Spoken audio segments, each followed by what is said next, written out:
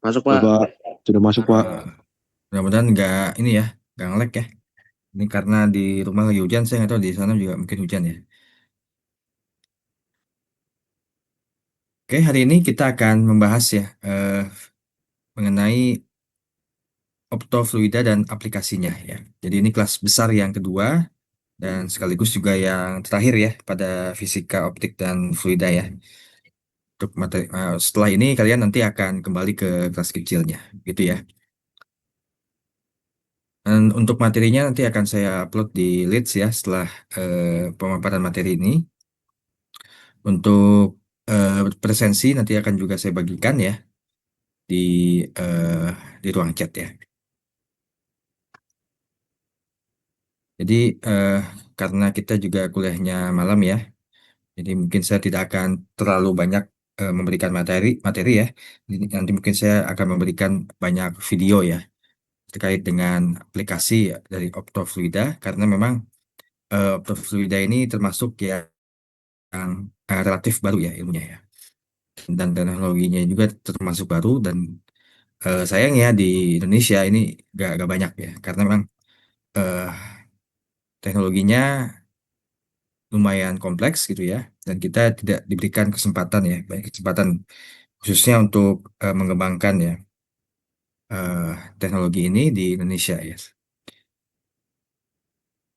Oke. Oke. Nah ini daftar isi dan konten yang akan kita bahas ya. Jadi kita mungkin akan sedikit membahas mengenai fundamental fisika optik sedikit ya mengenai eh, cahaya refraksinya sama dengan minggu lalu sedikit membahas sedikit ya mengulas kembali.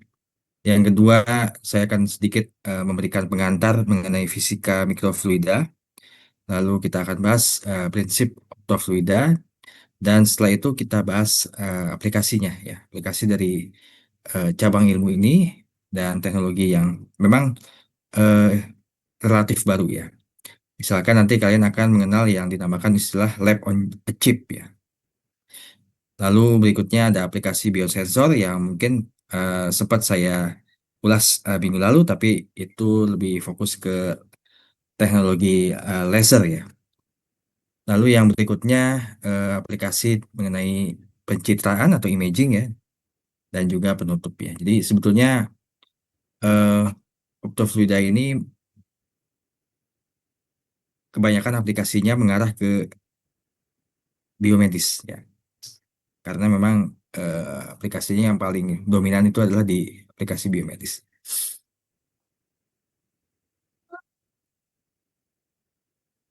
Nah, sebelum kita membahas optofluida, mungkin akan lebih baik bagi kita untuk sedikit ya mengenal ya mengenai lab on chip ya. Mungkin saya akan bagikan YouTube ya video YouTube yang terkait dengan optofluida ya dan aplikasinya terutama lab on a chip ya. Di mana di sini kalian bisa lihat di gambar ya di sebelah kanan. Di sini ada eh, semacam eh, chip gitu ya, eh, PCB gitu ya, semacam tapi mini gitu ya. Di sini ada sampel ya, ada cairan ya, yang biasanya ini berhubungan dengan biomedis itu ya, yang nantinya kita akan bisa mendeteksi misalkan kita terkena penyakit COVID ataupun terkena penyakit lain ataupun ingin mendeteksi eh, gula darah seperti itu ya. Ini nanti akan kita coba lihat ya seperti apa eh, lab on a chip ya dan juga optofluida di video YouTube ya.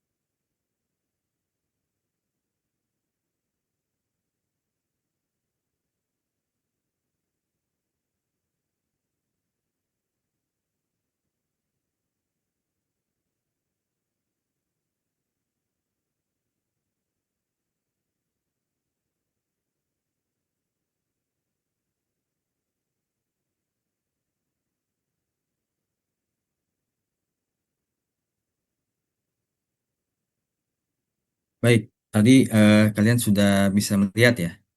Kelihatan nggak videonya tadi ya? Kelihatan ya?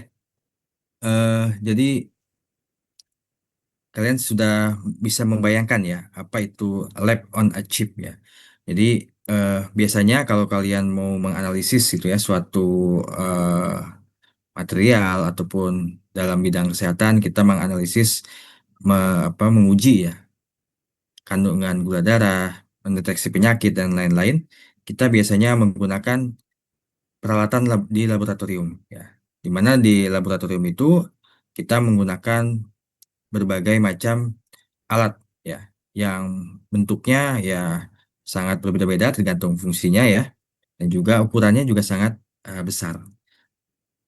Nah, kalau misalkan lab on a chip, peneliti berupaya untuk membuat ya bagaimana mentransformasi laboratorium tadi ke dalam sebuah chip sehingga semuanya bisa dilakukan dengan sangat cepat dan juga presisi ya.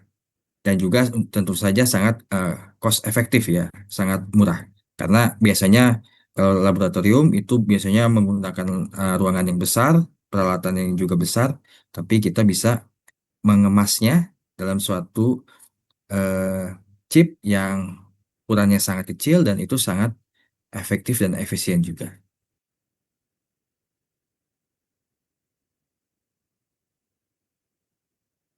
Nah, sekarang kita eh, akan membahas ya mengenai fundamentalnya, mengenai fisika optik ya. Sebetulnya ini sudah banyak dibahas mungkin ya, atau mungkin sudah diulas ya di pertemuan sebelumnya, di mana eh,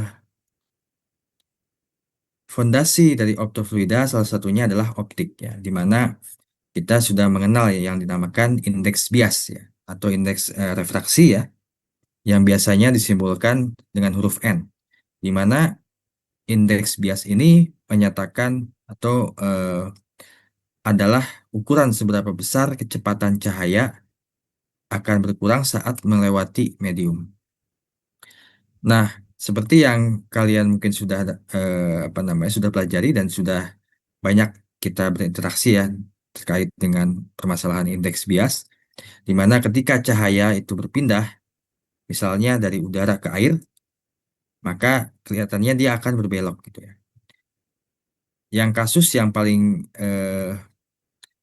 sering ya diberikan contohnya adalah ketika kalian memasukkan pensil atau pulpen ke dalam gelas yang berisi air, di mana di situ kalian melihat seakan-akan pensil itu patah atau tidak lurus sebagaimana mestinya. Nah, itu adalah fenomena yang memang berhubungan dengan indeks bias dan fenomena tersebut itu diatur dalam hukum Snell ya, di mana hukum Snell menyatakan bahwa N1 sin theta 1 sama dengan N2 sin theta 2. Nah, di sini N1 adalah indeks bias dari cahaya yang datang dan theta 1 adalah sudut yang dibentuknya. N2 adalah indeks bias ketika dia mediumnya berubah gitu ya.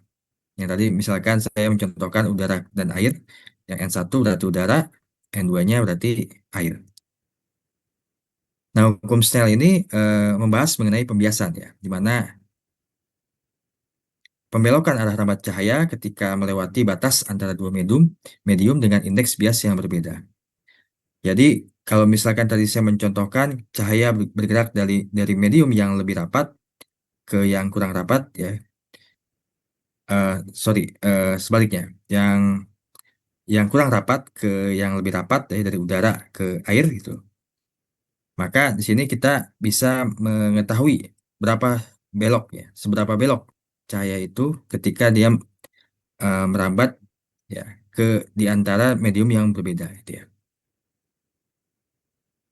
Atau sebaliknya ya. Kalau misalkan cahaya bergerak dari medium yang rapat ke yang kurang rapat, misalkan dari air, N satunya air lalu ke udara. Seperti itu ya. Jadi bisa kita lihat di apa namanya di gambar sebelah kiri ya. Di sini ada sudut yang apa namanya cahaya datang membentuk suatu sudut, lalu ada yang ditransmisikan, ada yang direfleksikan. Dan hukum Snell ini membahas mengenai pembiasan.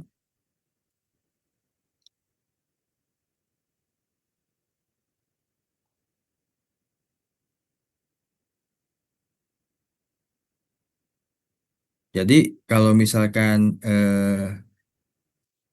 terjadi perbedaan antara kerapatan ya medium ya, itu kita bisa mengetahui seberapa belok gitu ya.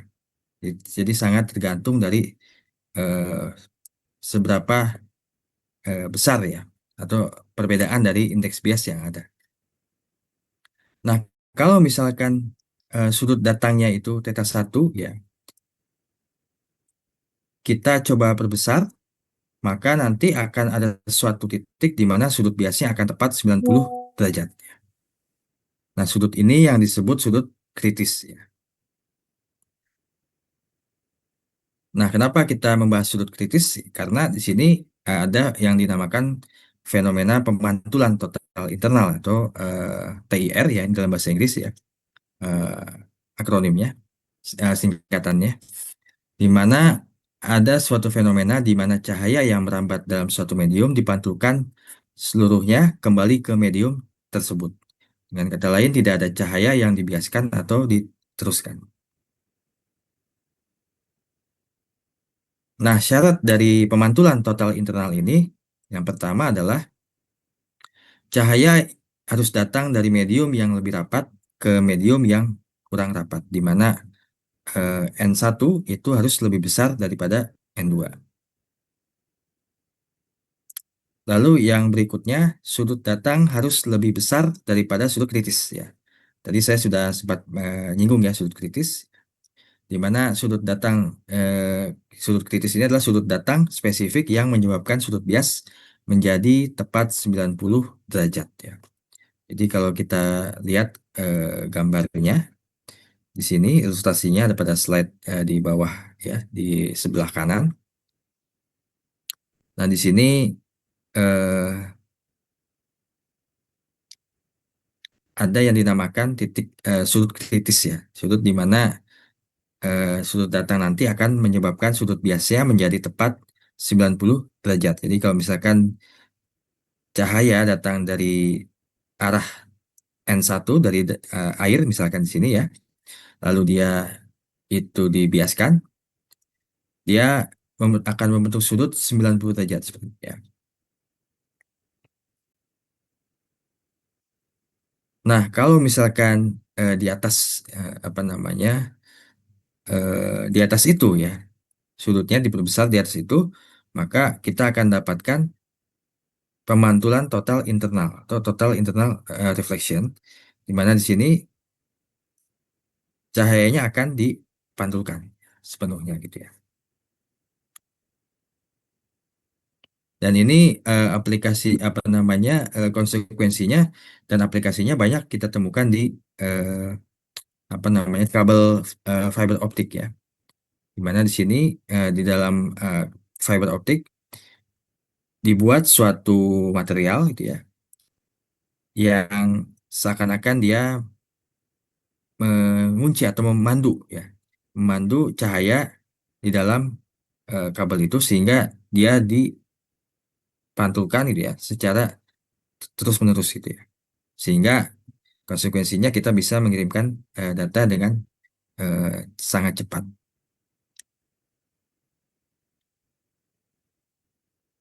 Nah, berikut ini adalah tabel yang memuat berbagai indeks bias, indeks refraksi dari beberapa jenis material. Nah, di sini untuk udara ya, udara ini indeks biasnya itu satu ya, satu. Lalu air itu 1,3. Lalu ada etanol, ada gelas, kaca ya, ada berlian, silika, ada mikroskop, dan ini kita bisa lihat indeks biasnya lebih cenderung lebih besar ya dibandingkan dengan air ya. Sehingga kita bisa memilih nih, bagaimana kita bisa memandu cahaya ya. Kapan, seberapa besar pembelokannya, pembiasannya, kita bisa memilih material yang tepat sehingga eh, kita bisa seakan-akan memanipulasi cahaya seperti itu. Dan mungkin kalian juga bisa lihat ya di apa namanya di mikroskop atau di kamera, alat-alat yang optik gitu ya. Kita perlu memilih material yang pas gitu ya, karena memang kita bisa ya memanipulasi cahaya sehingga eh, sesuai dengan keinginan kita ya, seperti itu.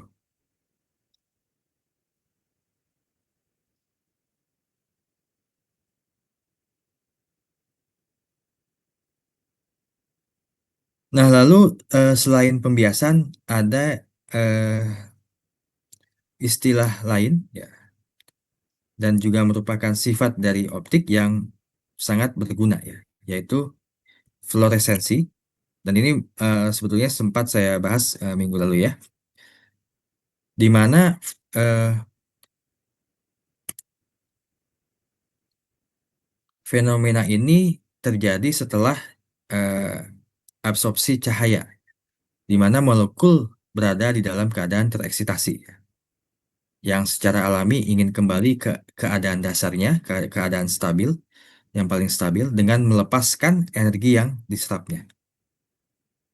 Minggu lalu ini sudah sempat saya bahas ya, bagaimana ketika suatu material ya, yang dia mengandung banyak molekul, dia menyerap cahaya, lalu elektron yang ada di dalam atom itu mengalami keadaan tereksitasi ya. Artinya dia mendapatkan energi sehingga dia seakan-akan bisa pindah ke tingkatan energi yang lebih tingginya. Nah, ketika dia ingin kembali ke keadaan stabil, paling stabilnya, maka dia akan melepaskan energi yang diserapnya. Nah, energi yang dilepaskan ini akan selalu lebih rendah daripada energi yang diserapnya. Sehingga terjadi perbedaan panjang gelombang antara cahaya pada proses absorpsi dan proses emisi, ya, fluoresensi. Nah, perbedaan panjang gelombang antara cahaya tadi itulah yang kita namakan Stokes shift, ya. Jadi kalau misalkan kalian lihat di gambar ini adalah hasil dari analisis ya. Kita menggunakan spektrofotometer, ya, di mana eh, kita bisa mendeteksi seberapa banyak cahaya yang diserap dan seberapa banyak emisinya, gitu ya, energi yang dilepaskan ya, ketika si molekul ini menyerap cahaya. Dan di sini kita bisa lihat eh, terjadi pergeseran ya dari puncak ya, puncak apa namanya panjang gelombang maksimumnya, di mana panjang gelombang maksimum ini adalah panjang gelombang yang paling menyerap banyak cahaya gitu ya. Ketika dia paling banyak menyerap cahaya ya, ketika energinya dilepaskan, maka dia akan mengeluarkan emisi cahaya ya, yang panjang gelombangnya berbeda ya. Di sini kita bisa menghitung stok shift-nya seperti apa. Nah, ini kemarin sudah saya sempat ini ya, sempat singgung sedikit di minggu lalu ada fluoresensi ya. Ini sebetulnya kurang lebih sama ya istilahnya di sini. Eh, Penjelasannya mungkin mirip-mirip dengan minggu lalu ya, di mana terjadi apa namanya eh, penyerapan cahaya, penyerapan energi yang nantinya akan menyebabkan perpindahan kondisi ya, tingkatan energi dari yang kondisi paling stabil atau ground state ke yang excited state ya, tereksitasi. Nah, di sini ketika dia dilepaskan, kenapa ada stock shift? Karena di sini ada energi lain ya. Misalkan di sini vibrasi yang juga dilepaskan ya, yang juga apa namanya eh, dilepaskan ya, sehingga terjadi pergeseran.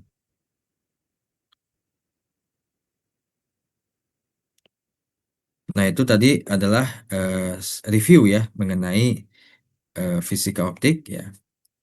Sekarang kita akan sedikit bahas mengenai mikrofluida ya. Karena memang kalau berbicara tentang optofluida dan aplikasinya, kita perlu tahu dulu nih terkait dengan mikrofluida karena memang aplikasinya banyak di biomedis dan mikrofluida ini juga merupakan salah satu eh, cabang ilmu yang memang relatif baru juga. Dan di mana mikrofluida adalah ilmu yang digunakan dan teknologi atau teknologi ya yang digunakan untuk memanipulasi dan menganalisis cairan dalam volume yang sangat kecil, ratusan mikrometer. Ya. Jadi eh,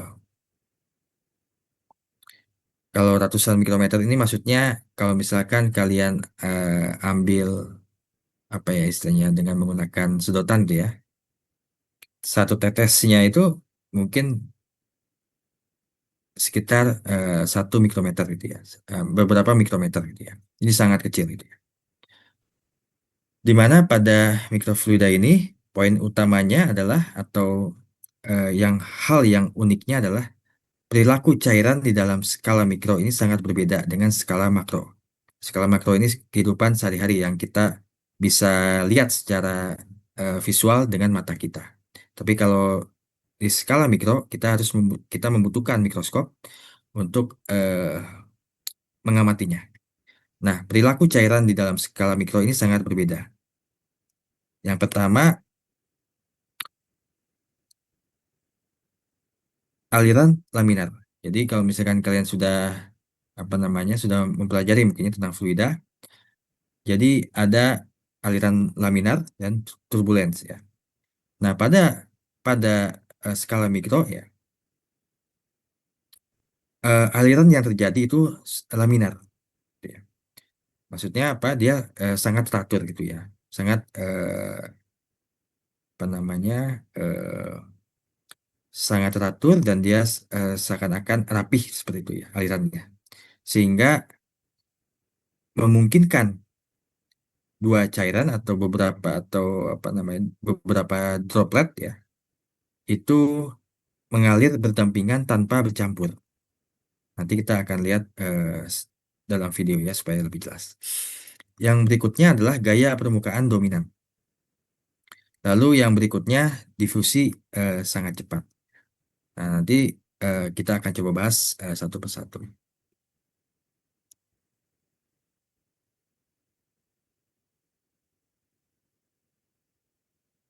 Nah, ini lemot ya. Nah, ini adalah aliran laminar ya. Jadi secara visual kita bisa lihat di gambar yang sebelah kiri atas ya. Sini ada aliran laminar ya. Jadi dia seakan-akan dia alirannya itu teratur itu ya dan rapih gitu ya. Dan ini yang sangat menentukan sebetulnya. Yang sangat menentukan dalam mikrofluida. Kenapa? Karena eh, kalau dalam aplikasi kadang kita hanya membutuhkan satu droplet cairan gitu. Tidak tidak seperti misalkan air terjun yang turbulen gitu ya, yang sangat tidak beraturan seperti itu. Jadi kita butuh aliran yang memang dia sangat seragam gitu ya. Di mana eh, aliran pada fluida ini bisa ditentukan dengan menghitung bilangan Reynolds. Ini dilambangkan dengan RE ya, di mana RE ini adalah bilangan Reynolds yang bisa kita dapatkan dengan formula berikut ya. Rho dikalikan V dikalikan D per mu ya. Di mana rho adalah massa jenis fluidanya, jenis cairannya ya. Jadi misalkan air itu rho-nya berbeda, massa jenisnya berbeda dibandingkan misalkan dengan minyak atau dibandingkan dengan sirup. Ya, jadi massa jenisnya berbeda, tergantung jenis fluidanya. Ya. Lalu ada kecepatan aliran fluida, lalu ada diameter ataupun panjang ya, panjang dari objeknya. Lalu ada mu atau viskositas ya, viskositas atau kekentalan eh, dinamis dari fluida. Nah, untuk laminar itu bilangan Reynolds-nya itu lebih kecil ya dibandingkan dengan turbulen. Dan pada skala mikro ya bahkan dia bisa sangat kecil nilai bilangan Reynolds ya. Bahkan ada yang mungkin lebih kecil daripada satu ya. Hal unik yang kedua adalah gaya permukaan yang dominan ya. Yang kedua ini contohnya bisa kita lihat di gambar ya. Di sini ada gaya tegangan permukaan atau dalam bahasa Inggrisnya adalah surface tension. Jadi kalau misalkan kalian menggunakan jaket anti air gitu ya. Kalau misalkan ada air yang netes di jaket kalian itu, kelihatan kan dia seakan-akan kayak eh, tidak menyatu gitu ya, tidak seakan tidak menempel gitu ya. Atau kalian lihat di air di apa daun talas itu ya. Nah, hal ini disebabkan oleh gaya permukaan yang lebih besar dibandingkan dengan gaya gravitasi. Lalu ada juga aksi kapilaritas ya. Jadi misalkan di sini pada slide yang sebelah kanan ini ya. Jadi eh, kalau kalian pernah praktikum kimia gitu ya. Kalau misalkan ada gelas berisikan air ya, lalu kalian masukkan gitu ya, semacam hmm, pipa gitu ya atau kaca ya ke dalam air itu, maka dia akan membentuk suatu meniskus ya. Di sini dia seakan-akan tertarik gitu ya, atau dia membentuk suatu apa namanya cekungan gitu ya. Nah ini yang disebut aksi kapiler ya. Dan aksi kapiler ini dia tidak membutuhkan eh, bantuan dari gaya gravitasi ya. Jadi dia seakan-akan dia eh, punya gaya sendiri gitu. Nah ini yang dinamakan aksi kapiler, kapilaritas ya. Jadi kalau misalkan kalian mengukur cairan dengan menggunakan beker glass, dan situ juga ada meniskus ya di situ. Atau kalian eh, apa istilahnya mencelupkan ya, mencelupkan semacam eh, kertas itu ya ke dalam cairan berwarna, dia akan cairan berwarnanya itu akan seakan-akan tertarik ke atas gitu ya. Nah, ini yang menyebabkan adalah aksi kapiler ya. Nah, pada mikrofluida gaya permukaan itu sangat dominan, surface tension dan juga ada aksi kapiler ya. Yang berikutnya ada difusi cepat ya. Jadi eh, kenapa pada mikrofluida difusinya sangat cepat? Karena pada skala mikro jaraknya sangat pendek sehingga proses difusi atau pergerakan ya molekul dari konsentrasi tinggi ke dalam konsentrasi yang lebih rendah, dan ini konsekuensinya dia akan bisa mempercepat reaksi kimia dan proses analisis sehingga eh, mikrofluida ini memang banyak digunakan dalam aplikasi biomedis ya. Jadi misalkan tadi mendeteksi eh, kadar gula darah dalam darah kita gitu, ataupun mendeteksi eh, kandungan lemak dan lain-lain ya, atau deteksi penyakit ya. Sehingga eh, dalam proses analisis itu sangat cepat.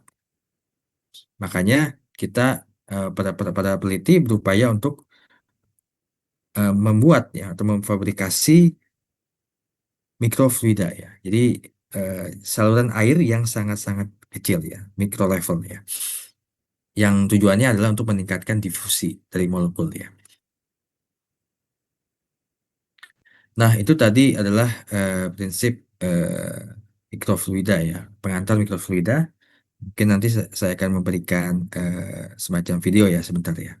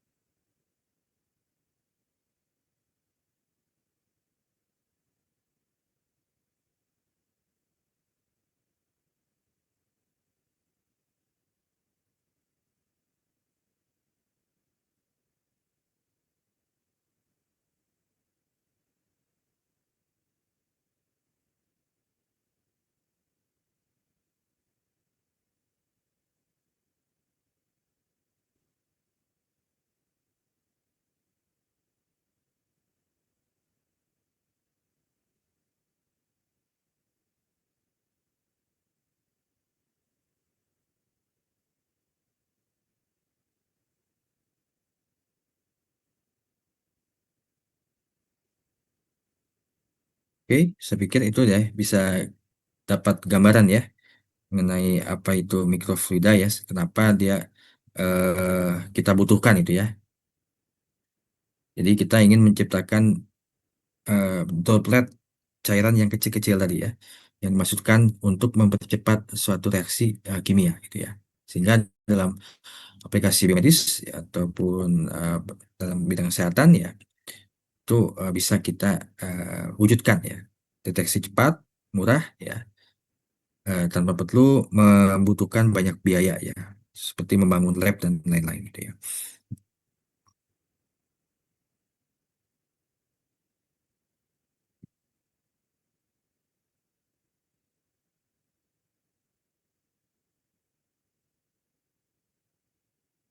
Oke, sekarang kita masuk ke prinsip atau definisi optofluida ya.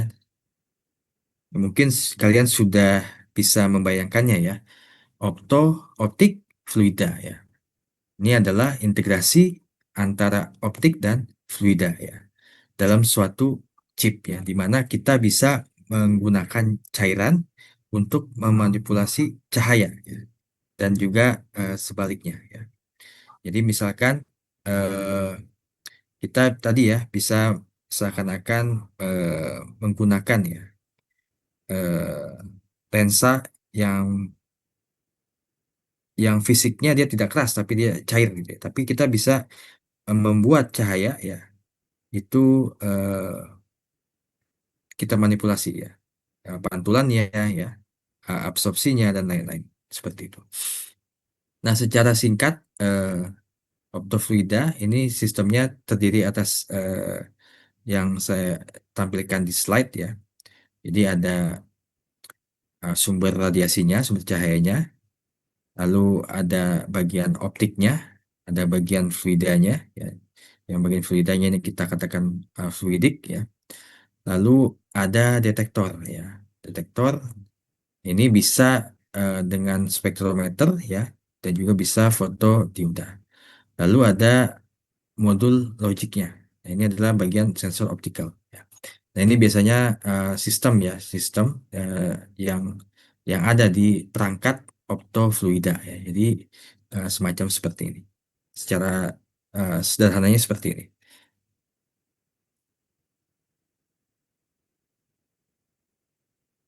Nah, tadi seperti yang saya sempat katakan, kita bisa memanipulasi cahaya ya dengan menggunakan fluida ataupun sebaliknya. Jadi di sini ada contoh-contohnya ya, bagaimana kita bisa memanipulasi itu ya.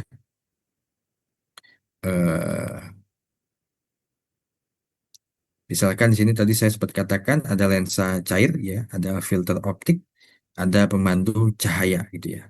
Jadi eh, kita bisa mengarahkan ya cahaya ini mau mantul kemana gitu ya, atau mau mantul berapa persen, atau diserap berapa persen. Jadi kita bisa istilahnya menggunakan lensa yang dia tidak rigid atau tidak keras. Kita bisa menggunakan lensa cairan.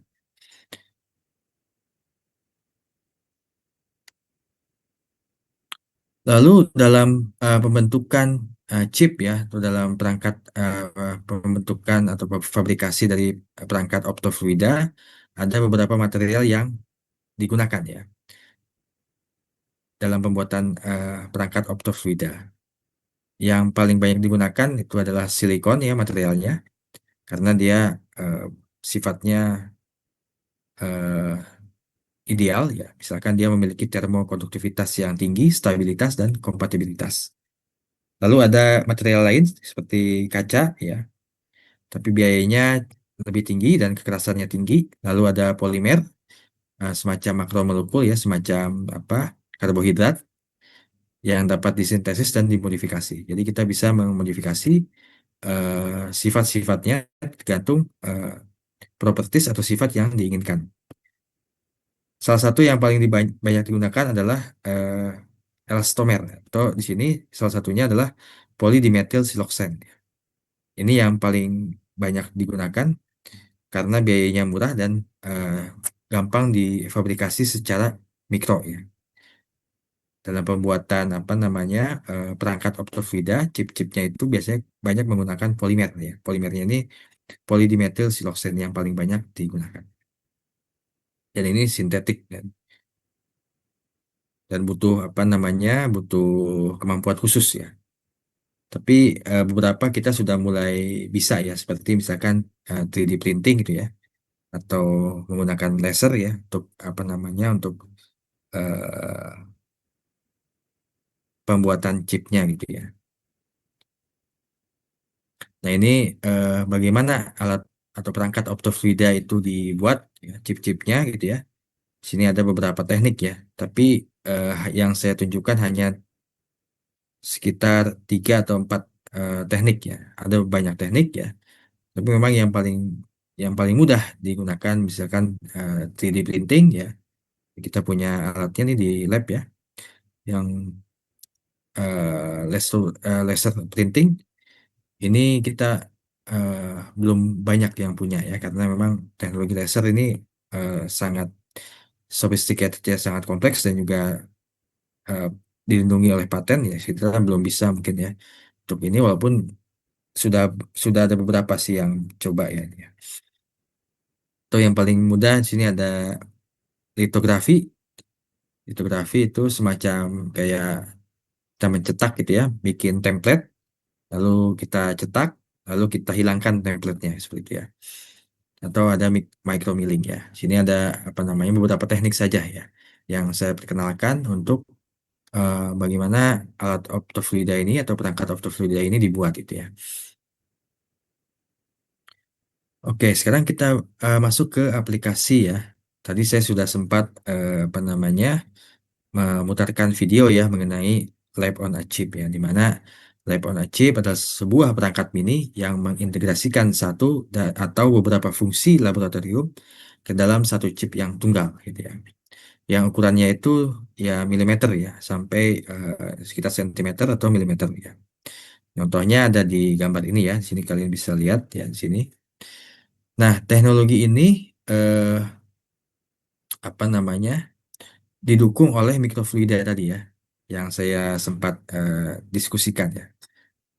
Kenapa? Karena tadi ya eh, keuntungan atau hal unik dari mikrofluida adalah kita bisa memanipulasi cairan dalam volume yang sangat kecil itu ya. Jadi skala mikro itu perilaku cairan itu dia berbeda ya. Konsekuensinya kita bisa membuat ya suatu alat deteksi yang dia itu portable, volume sampelnya rendah. Jadi kita tidak perlu nih menggunakan apa namanya, kalau misalkan kita dicek darah kan kita diambil darahnya gitu ya. Mungkin berapa liter gitu ya. Tapi kan sekarang kalian sudah menemukan ya aplikasinya. Kalian coba ke klinik, itu ada alat yang kalian hanya ditusuk oleh jarum kecil gitu ya. Jadi hanya beberapa tetes darah itu sudah bisa kita mendeteksi kandungan gula darah atau misalkan kandungan kolesterol seperti itu. Nah, ini lab on a chip ya. Selain itu kecepatan ya. Tadi karena reaksi kimianya bisa dipercepat, jadi dia bisa lebih cepat, biayanya juga rendah karena kita tidak membutuhkan banyak ruangan yang besar ataupun alat-alat yang besar. Dan ini bisa selain itu lab on chip juga bisa diotomatisasi ya. Yang berikutnya adalah aplikasi dalam biosensor ya. Mungkin sebelumnya saya sudah sempat katakan ya, eh, contohnya yang terkait dengan aplikasi laser dalam hal biosensor ya. Jadi kita menggunakan laser ya, sehingga kita bisa mendeteksi pendarahan cahaya yang berbeda ya, situ ya. Nah, pada optofluida juga sama ya. Nah, ini misalkan kita ingin mendeteksi COVID-19 ya. Kita biasanya mengambil darah gitu ya. Lalu darahnya itu kita coba teteskan dalam chip optofluida ya. Mungkin apa namanya kalau misalkan kalian dulu pernah terkena COVID itu kan ada deteksi cepat gitu ya. Nah, ini salah satunya itu adalah aplikasi yang berbasis optofluida ya, dengan menggunakan biosensor yang berbasis plasmonik ya. Jadi antibodi ya si COVID itu ditempelkan. Sorry, apa namanya? Ada nanopartikel emas ya, yang dia itu ditempelkan ya, apa namanya? Antigen ya, antigen dari COVID ya.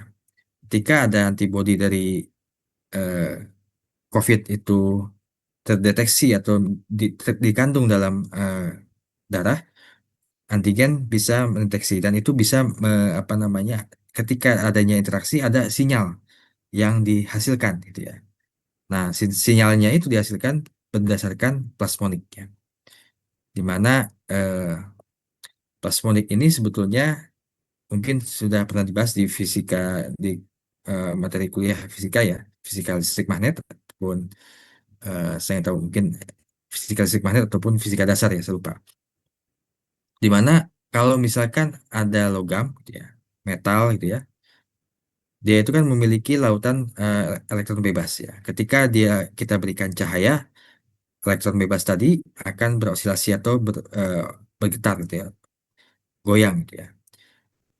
Ketika kita berikan cahaya, kita menstimulasi dengan cahaya atau energi yang lain, laser dan semacamnya, getaran apa lautan elektron tadi akan bergetar secara bersamaan atau secara kolektif. Nah, ini yang dinamakan plasmon. Di mana plasmonnya ini bisa dideteksi ya dengan perubahan tadi ya. Ketika terjadi adanya perubahan pada eh, sifat plasmoniknya, perubahan itu mengindikasikan adanya hubungan antara antigen dan antibodi dari COVID-19. Sehingga kita alatnya mendeteksi bahwa oh ternyata si virus ini ada di dalam kandungan darahnya gitu, kandungan darah pasien. Nah, ini salah satu ya, salah satu aplikasi dari eh, perangkat atau chip optofluida di mana dia menggunakan sensor berbasis plasmoniknya. Tapi ada juga yang berbasis yang lainnya. Nah, berikutnya ada aplikasi pencitraan ya atau imaging ya. Ini juga sama ya, aplikasinya dalam bidang kesehatan ya, itu biomedis. Eh, yang pertama adalah pencitraan sitometri. Jadi kalau misalkan eh, sekarang ini kan di dalam bidang kesehatan ada yang dinamakan ini ya, apa namanya, analisis sel, gitu ya, analisis sel tubuh kita, gitu ya. Jadi kita bisa diambil sel tubuh kita, lalu kita cek ya, kita cek apa namanya, kita analisis. Nah, di situ kita bisa dengan menggunakan sitometri ini, kita bisa menganalisis ribuan sel, ya, ribuan sel ya per detik.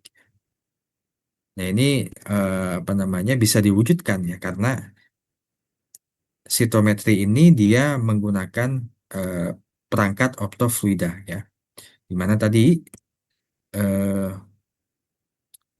chip itu dibuat apa namanya channel-channel atau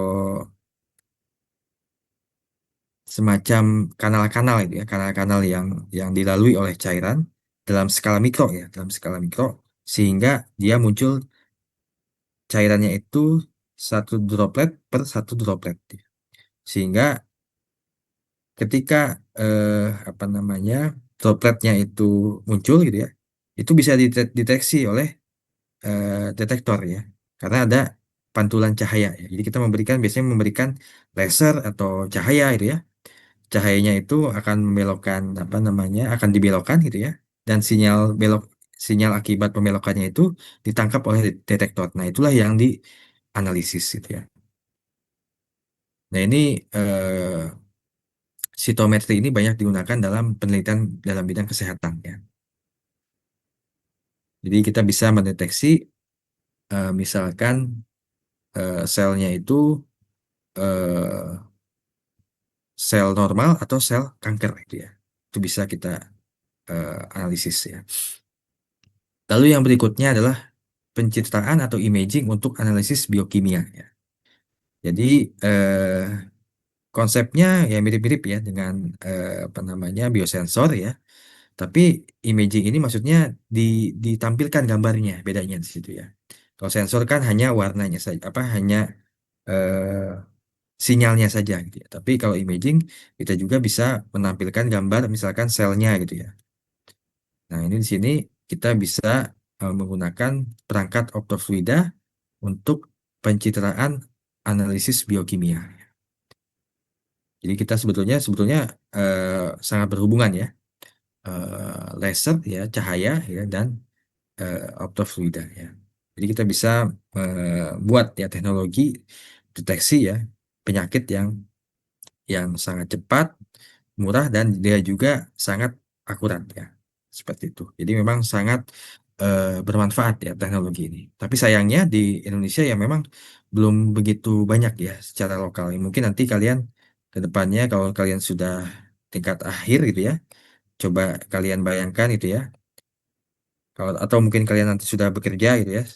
Biasanya kita membutuhkan apa namanya perusahaan startup ya berbasis yang lokal itu ya yang bisa menciptakan perangkat optofluida ini ya karena biasanya kita import ya walaupun memang untuk semikonduktornya memang kita masih ada problem ya karena eh, di bidang di bidang semikonduktor kita sangat jauh ya, ketinggalannya kita belum bisa fabrikasi ya kita masih impor-impor saja.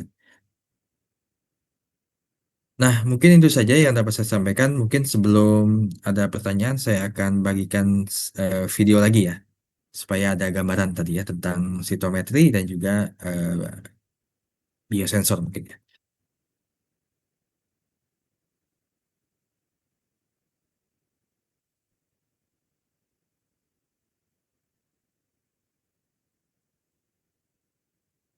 Bentar ya.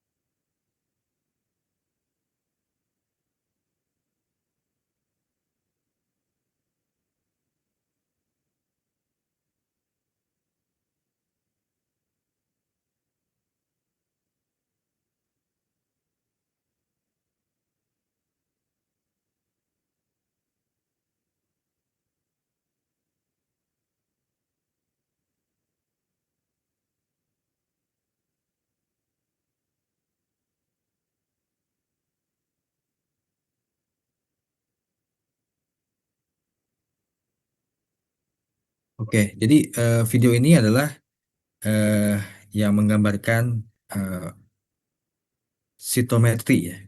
Jadi kita bisa menggunakan sitometri ini untuk menganalisis sel ya. Single cell bahkan dia bilang ya, single cell, satu sel saja. Jadi kita bisa membedakan sel mana yang hidup, sel mana yang mati gitu ya. Atau sel mana yang normal, sel mana yang kanker ya gitu ya. Misalkan ya. Jadi teknologi ini memang sangat maju ya, dan kita sayang sekali belum belum bisa belum sampai ke sana sepertinya. Tapi intinya ini adalah ada peluang sebetulnya bagi kita ya sebetulnya. Siapa tahu di dalam waktu dekat itu ya ada lulusan gitu ya teknik elektro ataupun yang yang yang berhubungan dengan itu yang bisa mendesain itu ya alat ini gitu ya. Sebetulnya tadi ya sebetulnya hanya perangkat optik ya, laser, cermin tuh ya. Ada detektor, ada spektrometer, ada yang perangkat elektronik yang lain tuh ya. Lalu eh, tadi juga apa namanya di sini nggak tadi gambarnya nggak ada ya apa namanya eh, tampilan optofluidanya gitu ya. Fluidanya tidak tampil, tapi sebenarnya dia setometri ini menggunakan fluida ya kan. Tadi dalam skala kecil ya, microchip ya, di mana dalam chip yang kecil itu dibuat kanal-kanal untuk cairan yang sehingga selnya bisa mengalir gitu ya, satu per satu gitu ya, cell by cell gitu ya, atau droplet per droplet gitu ya. Mudah-mudahan bisa kebayang ya alatnya seperti apa gitu ya. Mungkin saya akan eh, tampilkan video yang lain ya supaya bisa lebih ini ya.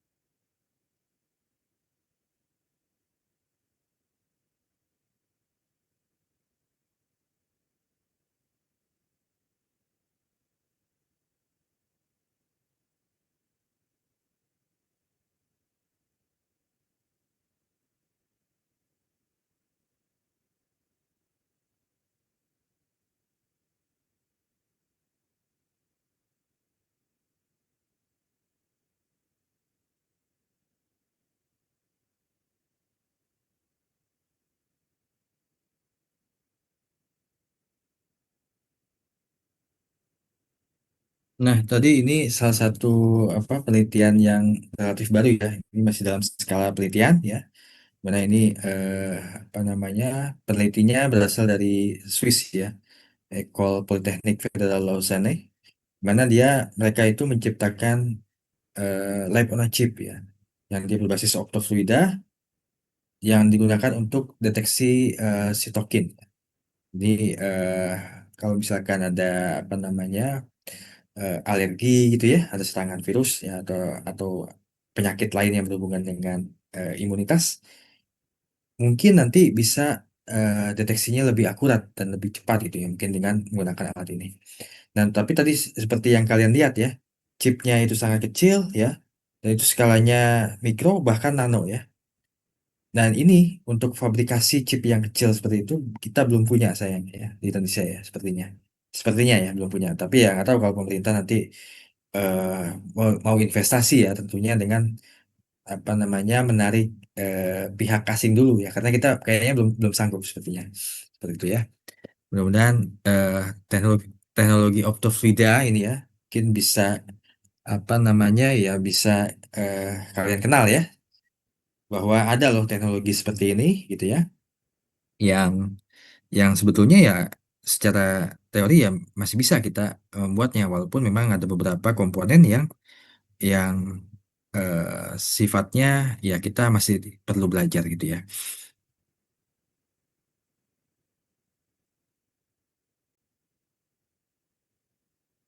Oke, kalau ada pertanyaan saya persilahkan.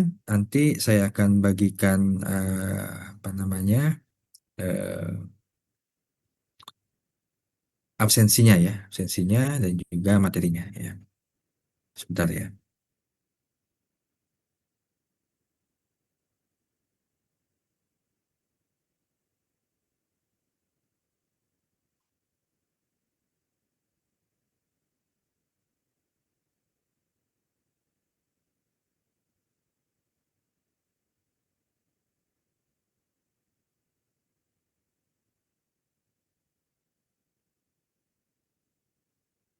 Link absensi sudah saya berikan ya di ruang chat. Silakan apa namanya melakukan absensi.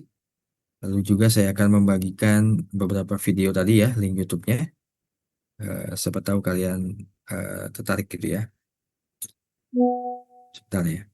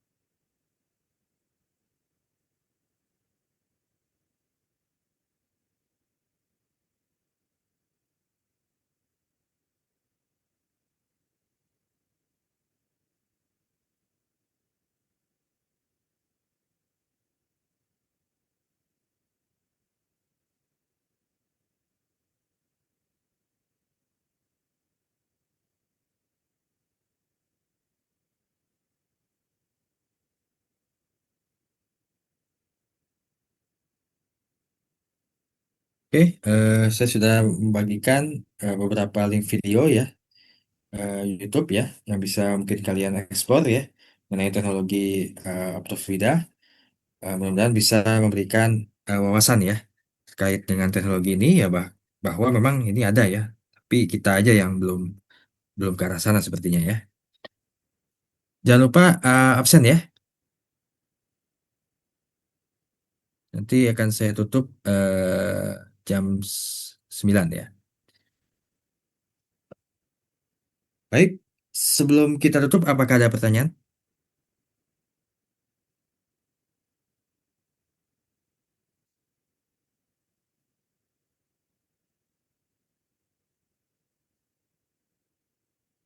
Kalau tidak ada, saya cukupkan kuliah hari ini. Mohon maaf atas segala kekurangan dan kesalahan. Selamat malam. Wassalamualaikum warahmatullahi wabarakatuh. Waalaikumsalam Waalaikumsalam warahmatullahi warahmatullahi wabarakatuh. wabarakatuh. Warahmatullahi Makasih banyak, wabarakatuh. Pak. Wabarakatuh. Terima Makasih kasih banyak, banyak, Pak. Pak. Makasih banyak, Pak.